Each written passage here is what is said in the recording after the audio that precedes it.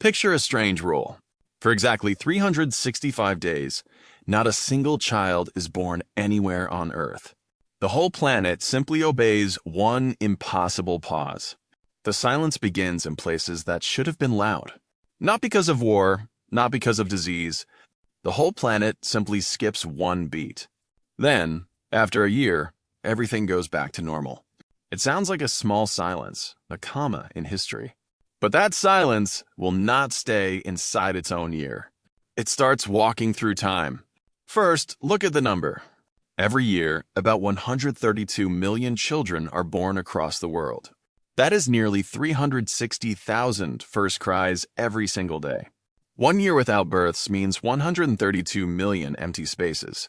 Not people who died, people who never showed up at all. And that empty space is not spread evenly. Most of those births would have happened in a narrow band of the world. South Asia alone accounts for around 37 million births a year. Add East Africa, West Africa, and a few other regions. The silence will not echo the same everywhere. The same rule, but the wound runs deeper depending on where you stand.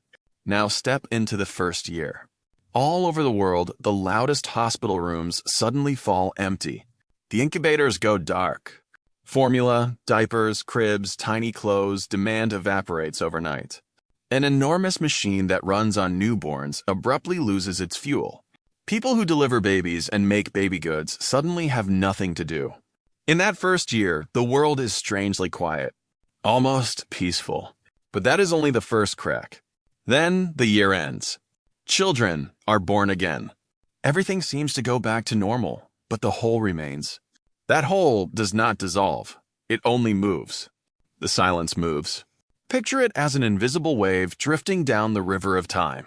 5 years later, the wave moves toward the kindergartens. 5 years later. That year, a generation of 5-year-olds should have walked through the doors. But there is no one. Classrooms built and ready stand empty.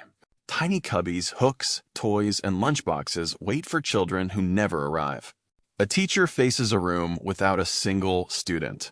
An entire grade is missing a layer. Like a step pulled from the middle of a staircase, you are still climbing. 18 years later, the wave reaches adulthood. 18 years later, the year not one single person turns 18. No incoming freshmen. Universities are short an entire class. Dorm rooms and campus halls wait for students who never arrive. The military is short an entire wave of recruits. For one whole year, the labor market takes in no new young worker. The generation that was never born leaves a gap, precisely where society is thirstiest for fresh blood. Those already working feel the missing wave first. Then they should have entered their most productive years, from 25 to 40. This is when a person creates the most wealth. This is when they pay the most taxes. Every missing doctor becomes an empty coat. Every missing doctor also becomes work shifted to someone older. Every missing engineer becomes an empty chair. Every missing pair of hands leaves work undone. The machine still has to run at full power. Everyone else has to strain to cover the puncture. A missing band of people becomes a weight on those who remain. Jobs, taxes, services, and care all pile on to fewer shoulders. Here's where the wave bites hardest. In any society, the working carry the retired. The pensions of today's elderly come from the sweat of today's young. So what happens when an entire cohort of young workers vanishes? The old stay as large as ever. Fewer people work, but just as many mouths need support. The whole pension system tilts. The generation meant to hold it up simply is not there. Only 65 years later does the empty space bring a small relief. That is the year very few people retire, because that cohort does not exist to grow old. A brief, fragile easing. But do not celebrate yet. Almost no one thinks about the next part. The echo returns. The missing people would have become mothers and fathers. Their absent branch makes smaller branches fade away. A child who should have been born from a never-born child never arrives. So a second drop appears, smaller than the first, but real. Then a third echo appears, fainter still. A single silent ear becomes an underground pulse. It returns every few decades, weaker and weaker, over more than a century.